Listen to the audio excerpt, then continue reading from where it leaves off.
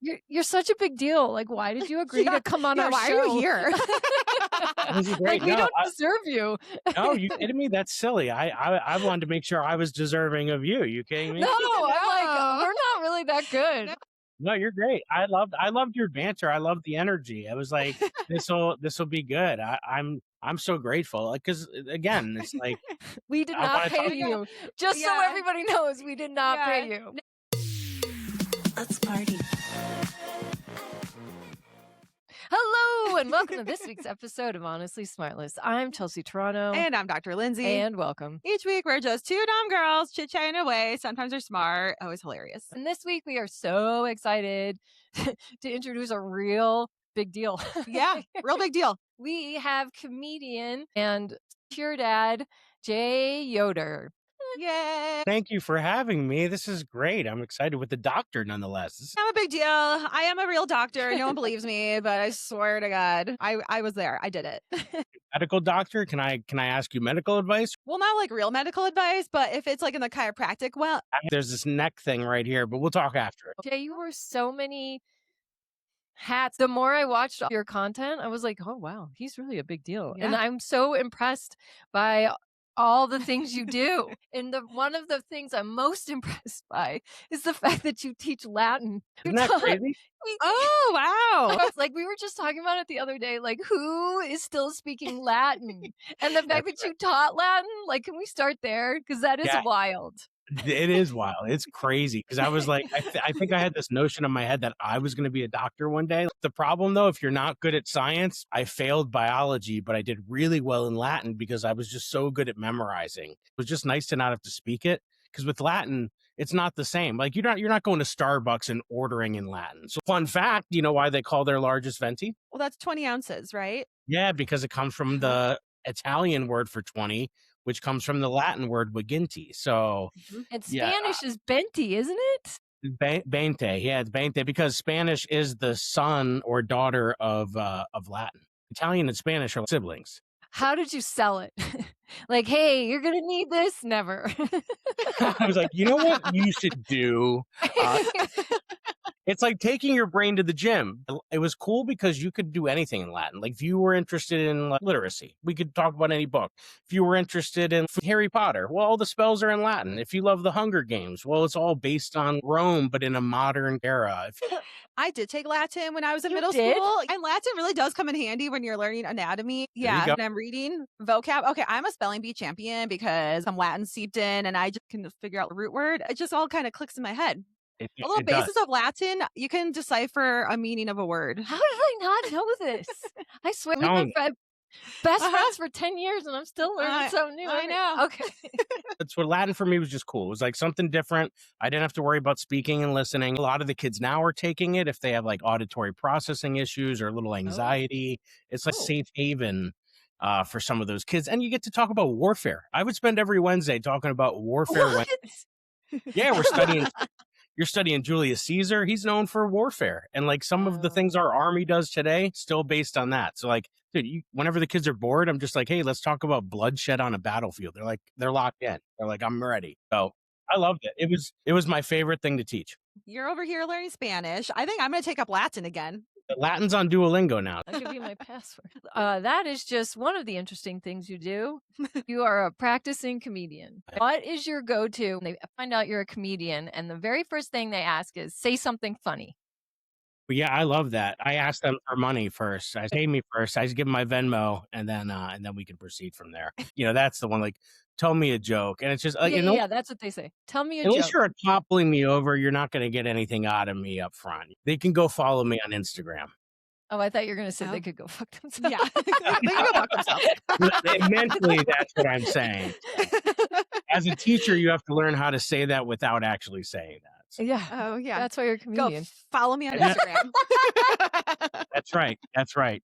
And that's how you deal with hecklers. You Yeah. engage with them a little bit, and then you kind of give them the rope to hang themselves with. Oh.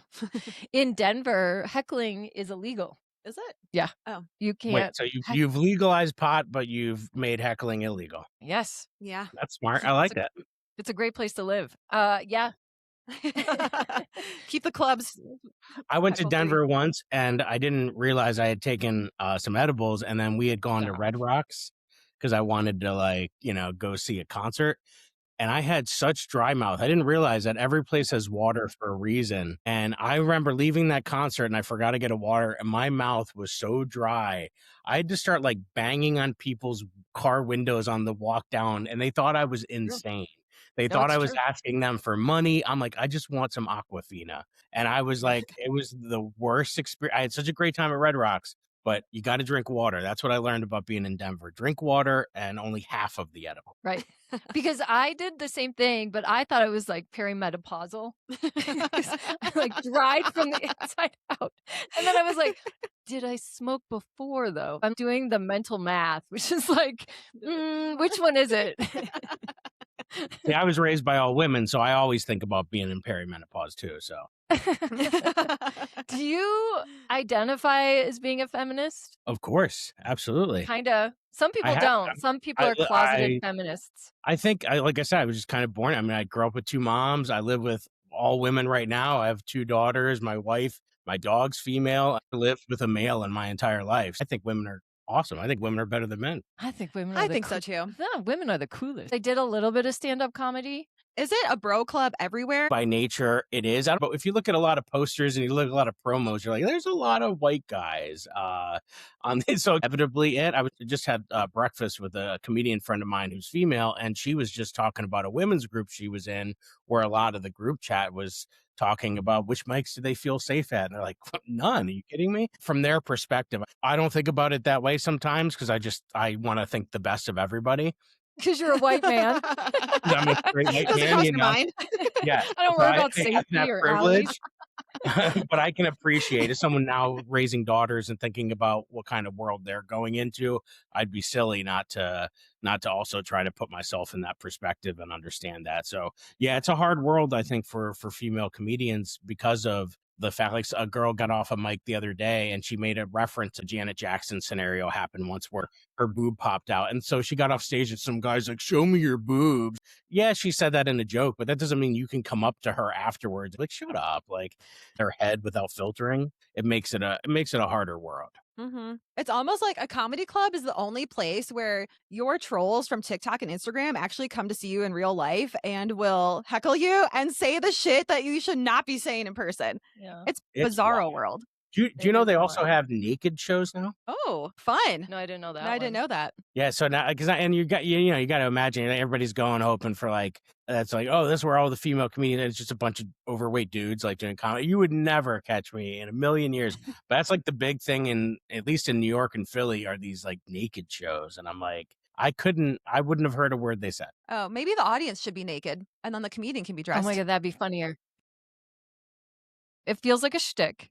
Now, is that the lowest common denominator to get people to attend the show? Right now, it's not even. It's not even about the I've never performers. been to one, but I'd imagine what a way to easily pull people in under the guise of that. Yeah, but it's one of these weird gimmicks because I think so many people are trying so badly to get people just in a room, and they'll do whatever it takes now. They'll juggle chainsaws blindfolded if it sells tickets. When I was performing at Comedy Works, after you perform, you stand around in a circle and you get feedback on your performance. So when they came to me, they said, Chelsea, we would just like you to Look uglier. try and look uglier. Your prettiness is distracting people. What a wild thing to say to someone. Right? What was You don't going- even like, have you- to speak about the content. When you heard that, what was going through your head? I said, respectfully, are you telling me that I have to dress ugly? Because I don't wear sweatshirts in my real life. Why would I wear something different on stage? Yeah. Now, you I might thought you were think- gonna be like, you want me to dress like Marge over here? Come on. Because Yeah, all the yeah. women, what they do wear is black jeans and black hoodies, and they have their hands in their thing, and they're like, yeah. And I'm not like that ever, anywhere. I had pretty suede boots on and a summer dress on.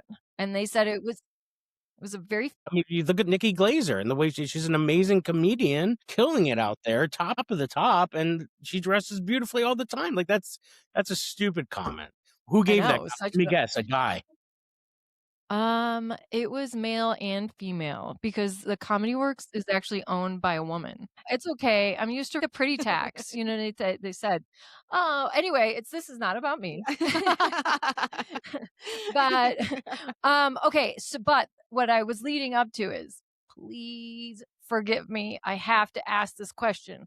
As a comedian, this is only someone like you can answer this question, and I think you're going to understand why.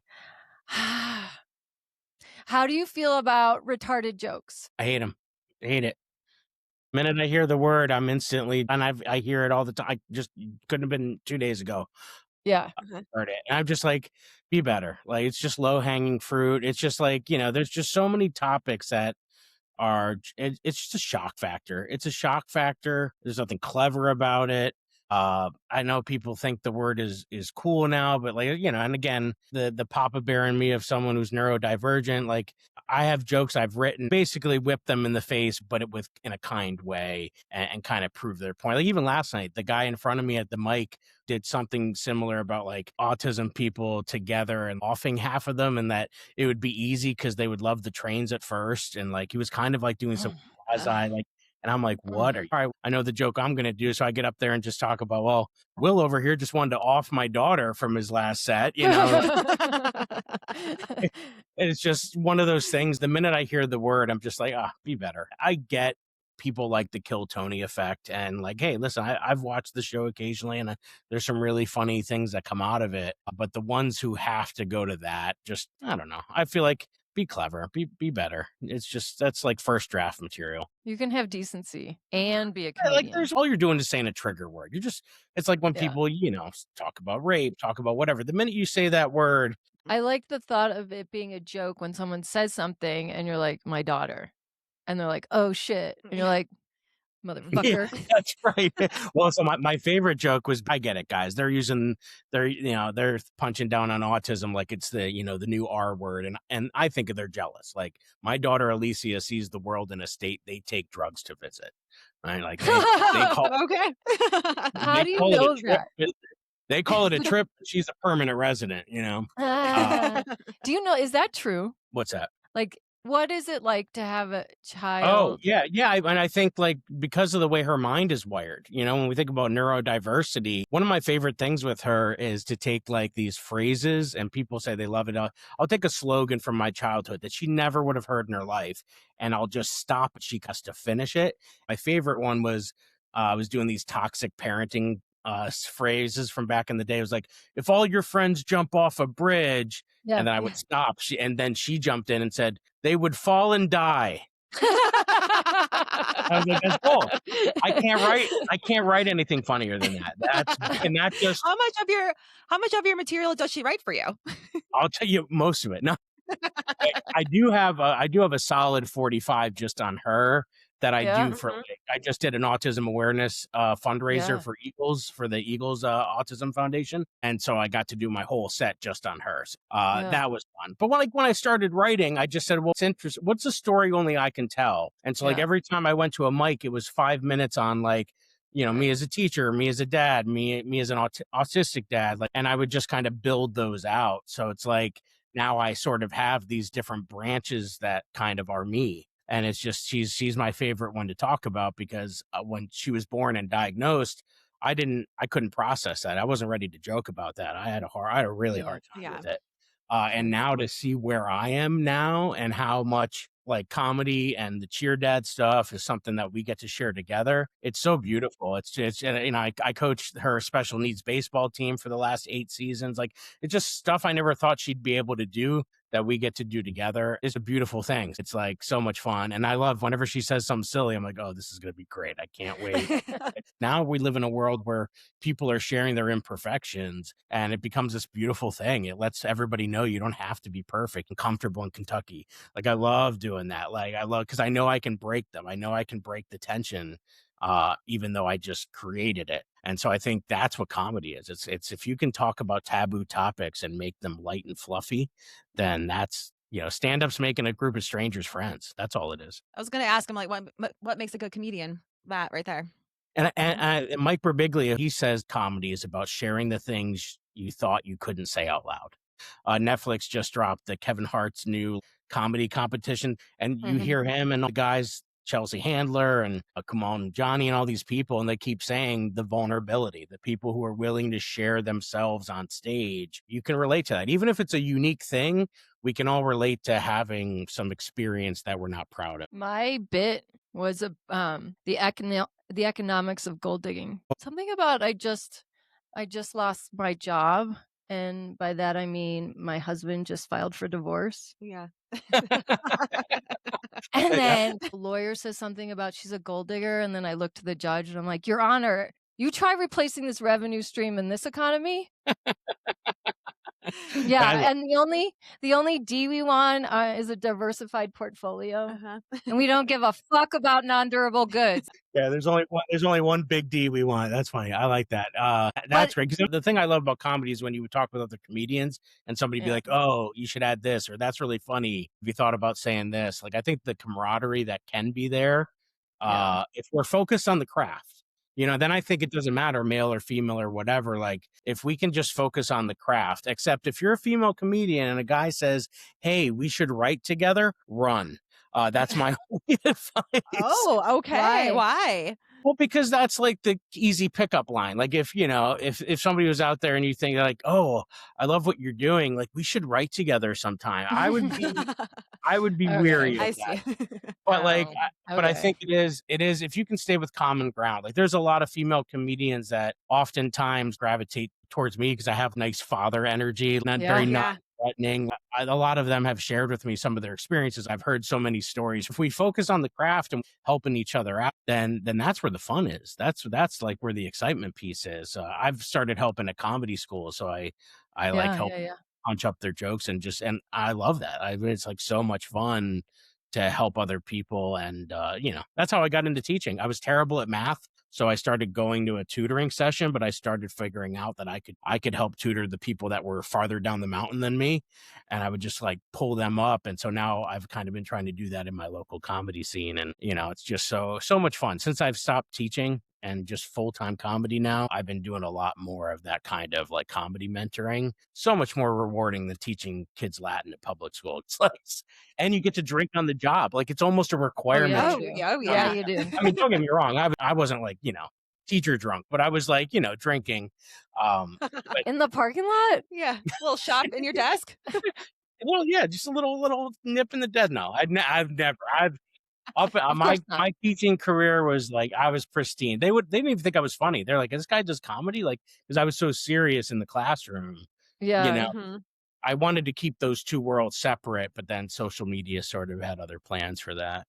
Okay. How are you writing your material? What's your process like? That's a great question. So a lot of it's lived stuff. So I just try to think of moments that have happened to me and then how can I tell this story? A lot of it is just actual experience rather than just sitting down to a blank document.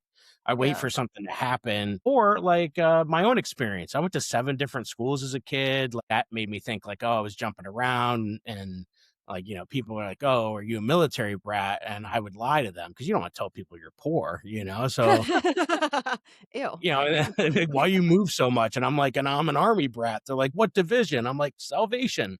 Um, so it's just like trying to take that and then say, okay, I'm leading them on this path. How can I take a sharp left turn? And that's where the fun is. That's how comedy is. It's like you kind of figure out where the punchline is, and now it's just set the tables. They don't know what's gonna be served that night, and then when they get there, you just smack them in the face with something they didn't expect. Yeah. I said that in my bit too. Uh-huh. And then, Yeah. wait, And, wait. and then Okay. and then my upbringing. I've watched a lot of your stuff on Instagram, right? I wish they could see how good you are on your podcast. Because I watched your inaugural episode. You are so good. You are such a professional. And the sound of your voice is so soothing. Okay, not to get forward, but I fell asleep listening, and you're like, we're going to talk about this and we're going to talk about that. It was like an experience, and this is just the first episode. I was like, Lindsay, we could take a master class on being better podcasters just by listening to your very first episode. That's too high of praise. I wish my wife was here to hear it. But That's something different, but yeah. it's not that.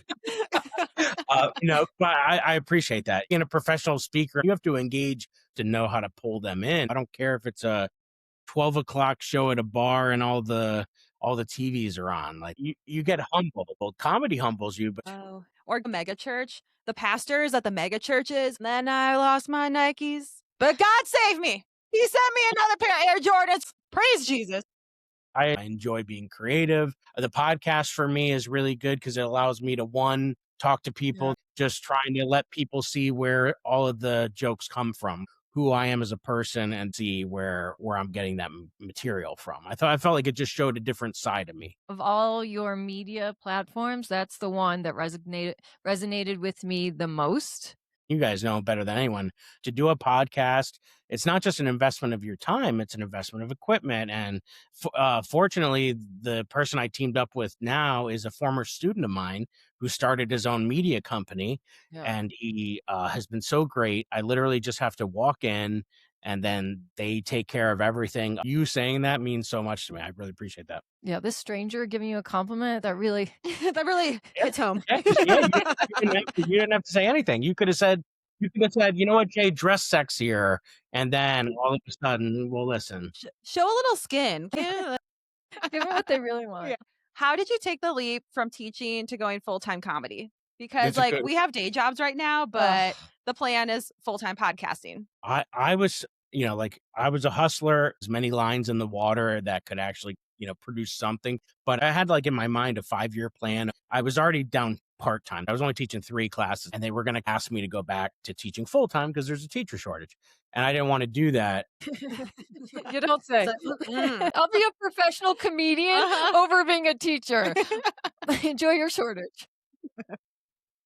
There's people in my life that think I'm crazy. Oh, you have a pension. And I was getting a lot of opportunities to go speak at schools and it's big money. I didn't want to take a sick day. I had 70 sick days, but I want to post on social media about it because it's a business I'm trying to grow. And so I went to the superintendent. I said, listen, man, here's the deal. You come to my shows, you know what I'm doing. I want to navigate both. I need 6 days. Don't pay me. I'll leave a sub plan. Cool. And then they came back after talking to HR and my principal and were like, no, we can't do it. And I'm like, and I just was so fed up because during COVID, I saved them. I didn't get a cent for it. And all I asked in return was 6 days off so I could go do this other thing that I love to do and spread message to teachers. And they were like, nah. I was at that district for half of my life, 21 of my 42 years. Let me ask you this. Let me interrupt you. Do you think they regret it because of all the bad press every time you have to tell your origin story? They're like, we should have just given them the 6 days. They're just giving me the 6 days.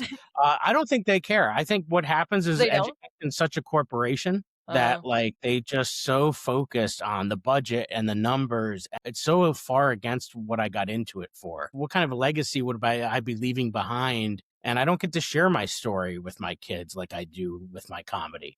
If anything, I hide. I make very ambiguous language around my family because I don't want to distract from the lesson because I only got 45 minutes with them.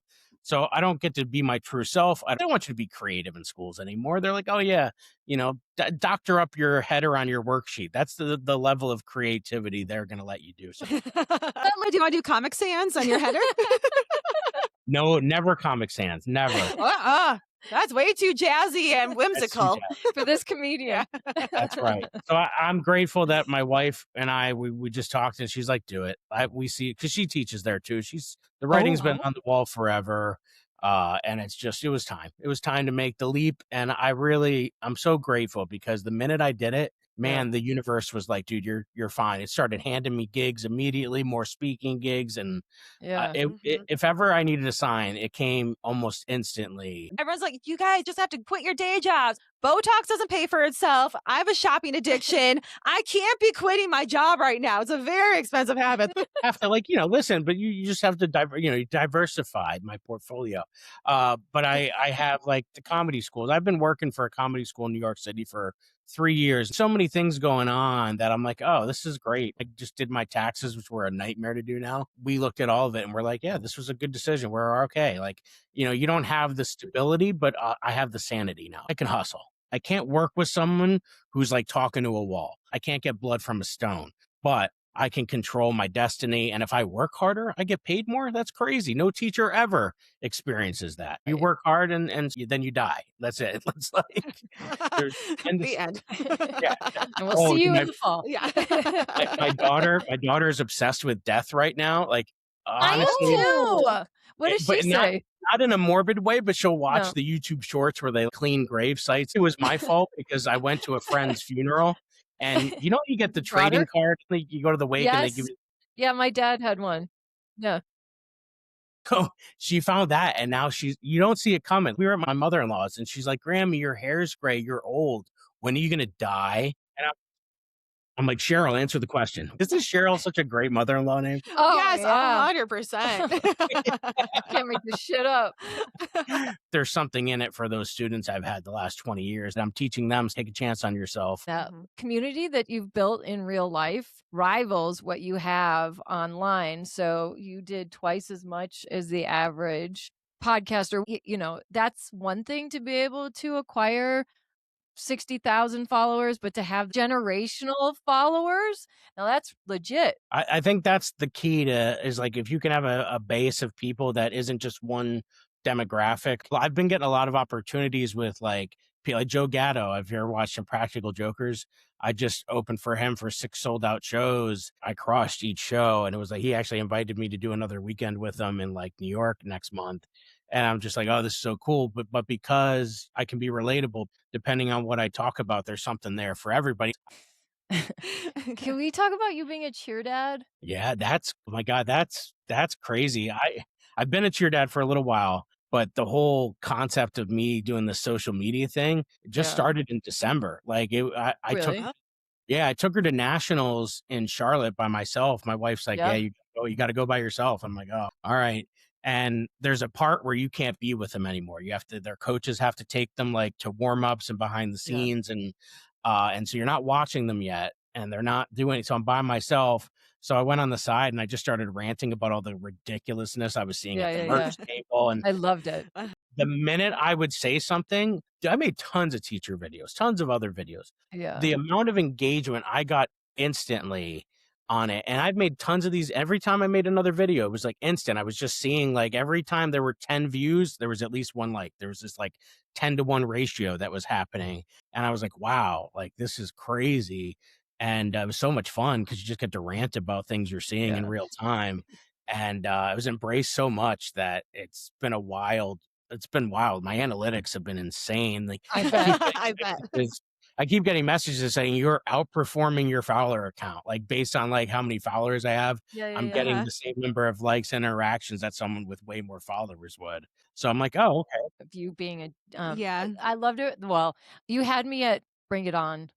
You're like, it's not bring it on. I was like, well, you're using it in a sentence, so it's close enough. Do they ask you to perform at halftime?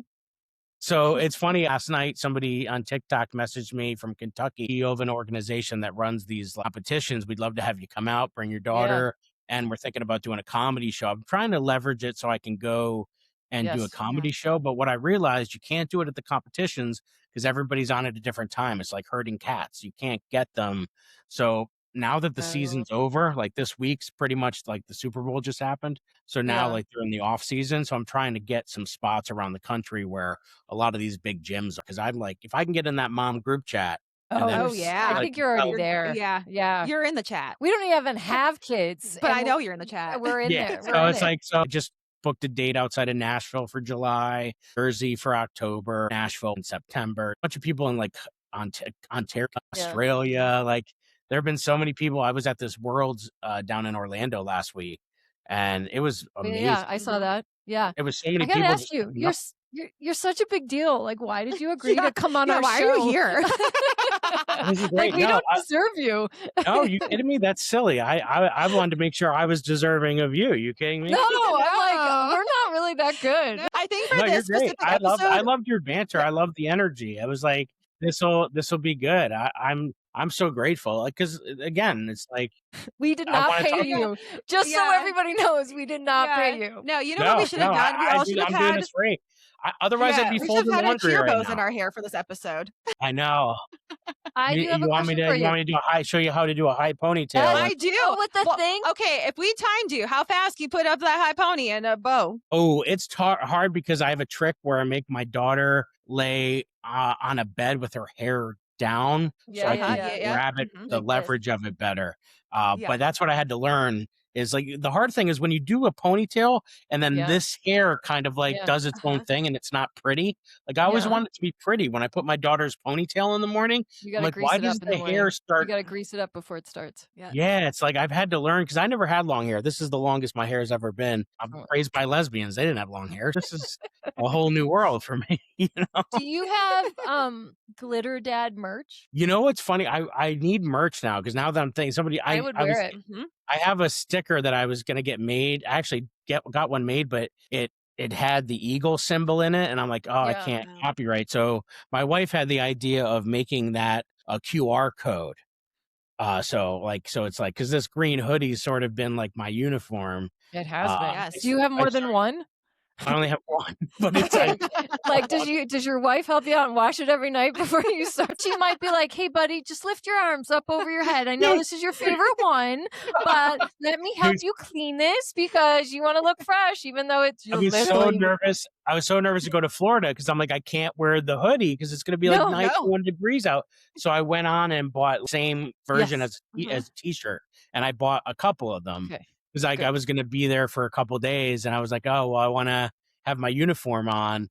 That was something I just thought of. Like, I made the first couple of videos wearing the hoodie, and then I'm like, oh, I want to do this so I'm recognizable because this green pops, it stands out. Yeah, I do get yelled at by our team coach because it's not our team colors. So like, if I go to a competition, I have to like switch on because we're like navy blue. So I have to like put it on. They don't want you outshining them. You need to be. It's not. I know. Yeah. I'll tell you what. I'm getting us. I think I'm going to get us some more opportunities. Like because we don't. You know, when you have special. My daughter is on the special needs team. When you have kids with special needs, and some are more medically intrusive than hers, it's harder to get them on a plane and get them to some of these venues. Yeah. So we have to pick and choose which ones we can go to. So Alicia and I love to go to the ones that she's not competing in and just cheer on the other teams. And so that's been a lot of fun for her and I to get to share that experience together. And she's a big ham. She loves it's so cute watching her. Like, yeah, she gets that from me. It's great.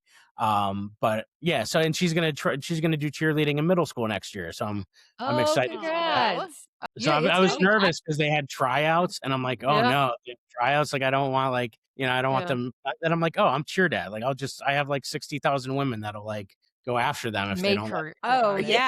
The mamas will attack if she doesn't make Mamas the team. So don't worry about her. Yeah. She's no, but they're very inclusive. Everybody's been great. And she's so good with like pattern recognition and like just the moves. Like that's one of her skills that we wouldn't have realized. Everybody focuses on what they can't do. Well, her cheer coaches only focus on what they can do. And it's a cool thing that I get to do this with her, but I also get to bring some of my comedy and comedic nature to it. What a blessing. You know, it's just been so great. So I'm grateful to you guys for having me on. So we have nothing to offer. We're just wasting an hour of your life. Yeah, this is great. I love it.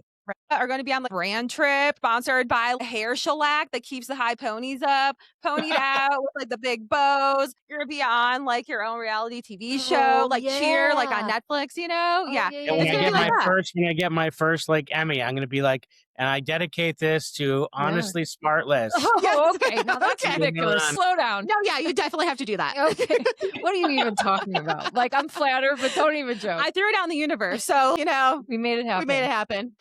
No, seriously. I would love a cheer dad, sparkly and big bubble letters, almost like the spray paint at the county fair kind of look. And it said like cheer dad. Because, you know, there's cheer dad, that brand called Favorite Daughter. No, I don't know this. Yeah. It's like the Foster Sisters. The show Nobody Wants This is based off of those two, but they have a brand called Favorite Daughter, and it's just everything says Favorite Daughter. I just need to do like favorite cheer dad. Yeah, or just cheer dad because there's no other cheer dad rivaling you. But True. the point Well, is, I almost don't want to be their favorite because their actual dad should probably be their favorite. okay, you are a good representation of those dads, because then you could have like a cheer dad group and community. So then when there's a halftime show, you and the other cheer dads could be like your own halftime show. Yeah. Dads like yourself Like coming this. up, like doing a dance, and you guys could coordinate that I'm all as like for it. a supportive of that of your communities. I think it's great. I'm all for it. I think it'd be great. So yeah, I'm excited to see. I think there's gonna be a lot of cool things to come with it. So it's so, like I said, it's so new for me that I'm just diving head first and embracing it and whatever comes my way. But I have this feeling of like, oh, it's so close. I don't know what it's gonna look like, but I mean, It's gonna because look they like got so that. much That's how we feel. Yeah, no, we Yeah. We feel the same way. Oh wait, side tangent. You're on Cameo. How many cameos do you do a day? So I've only been on a week, and I've Okay. done Oh, I've a done week. A week. You're so fresh. You're like bing bang boom. Everything is brand new. I So love it. I had so many requests to make. I made so many free ones, and my wife's like, "You should Ew. go on Cameo." Free.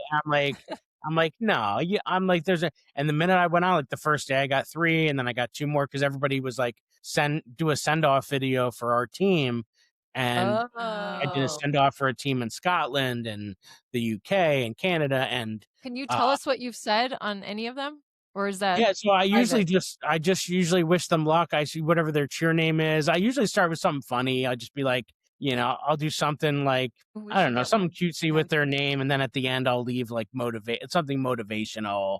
And like, that's how most of my videos are. I'll hit you with some like quick setup punches up top and then like leave it with some kind of like sentimental piece or motivation, because a lot of them were pep talks. They're like, hey, the girls are going off, they're nervous, and I'll just talk about how their team names sounded like luxury credit cards, and Yeah. or like, because the names are always insane, so I always like hearing the names.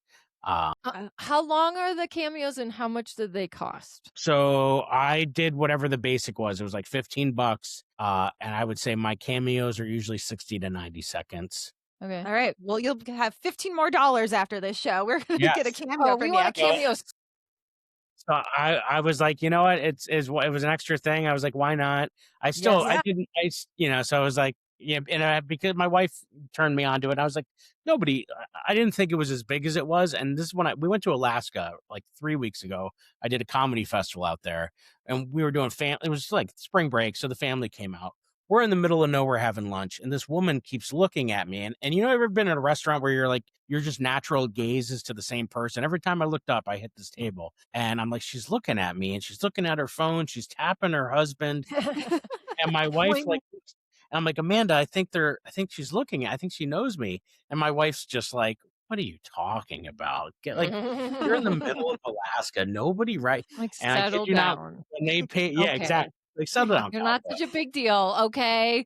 And they come over and they're like, are you Jay? And I'm like, I told you. Like, and it was the CEO of another company that my Shit. daughter had just competed at in Atlantic City, and she was on Wow. vacation with her boyfriend, and they were having lunch, and it was just crazy. And she's like, can we get a photo real quick? I'm like you had said me coming on here was crazy. Having these moms say, hey, can I take a photo with you? Like, I've opened for so many big like comedians where I've had to stand there and hold the camera and take photos for them. And I just kept saying to myself, one day they're going to want you to be in this photo. Yeah, I'm just holding the camera for all these influencers that I've been like opening up for. And then I'm like, one day I'm going to be on the other side of the camera. And it was so cool. Yeah. Finally. And My now dreams have come to become a I reality. had women running down at ESPN Oh, Wide shit. World of Sports, like Jay, like yelling my name to get a photo wow. with me. And I was like, Okay, see big that? time, okay. Big time now. I'm on at least 100 different cameras right now taking Kinda. selfies. That was I'm cool. kind of low key. The more you talk, I know. I'm like, oh okay, wow. all right. Okay. You're kind of Yeah. fun.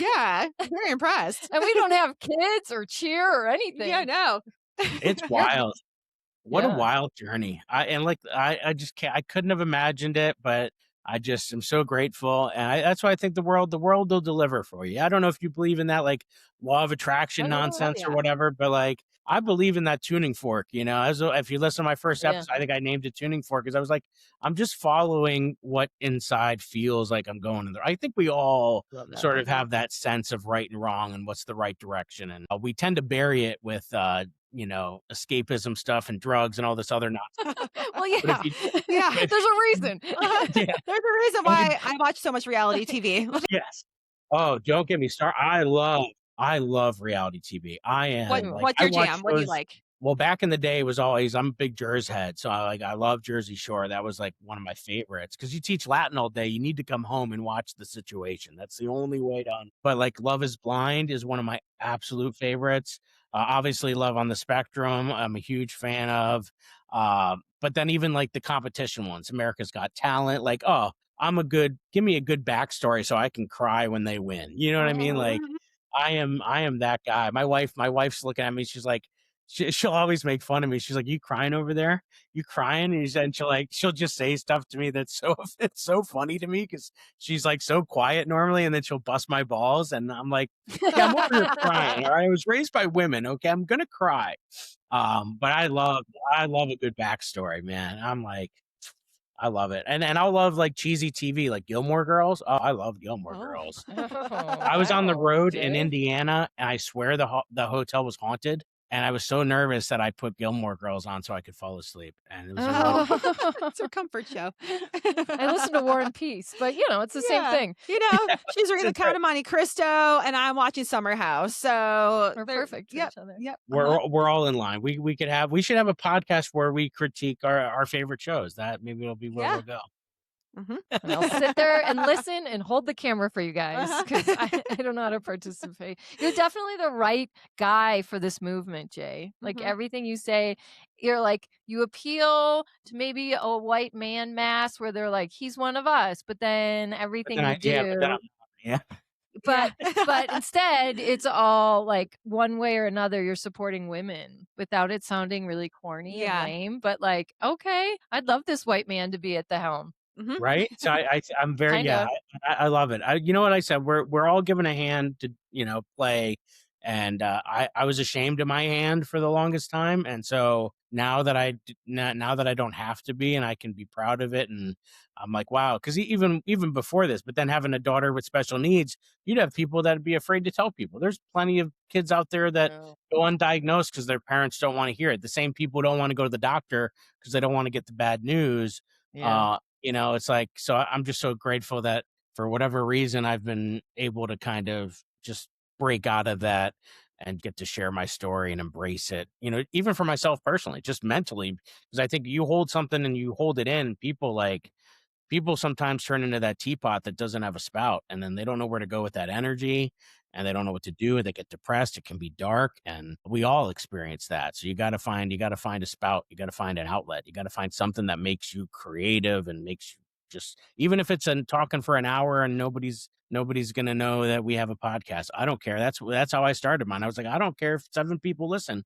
For me, like, I'm enjoying doing this. I'm enjoying sharing it. So to have you tell me that about the episode you listened to, I was like, oh, that's worth it for me. I'm like, that's what I hoped people would get out of it, Oh, good. No, I feel very inspired. Let's quit our jobs today. And well, first I have a Botox appointment. First I have a Botox appointment, then hair extensions, and then like some eyelashes. But next week after I get paid, done. I know. I definitely have to think a lot differently about spending and since we've been back, but everything's been good. All I have to do is do like some don't tell shows or some things where they kind of pay you, $75 here for like 15 minutes. And then I've just pocket change. So I keep that as my pocket change. So if it in my pocket, now go you're get just my bragging. All that humility just went out the window. You're like, I opened my mouth, 15. Yeah, I say a sentence, another 25. I never would have thought, dude, the first comedy show I ever made money on, I made $7 at a showcase in the middle of Pennsylvania, like just middle of nowhere, Pennsylvania. And I framed it. My wife framed it for me. And that was, 5 years ago. And it's so crazy to go. Look how big of a deal you are. It did not take, it should have been faster, but it's very impressive. I waited till I was 38, almost 39 to start. So it was like, so old. Yeah, well, for comedy, I'm a dinosaur. That's like that's like trying to join the NBA at 47. It's like not. Right.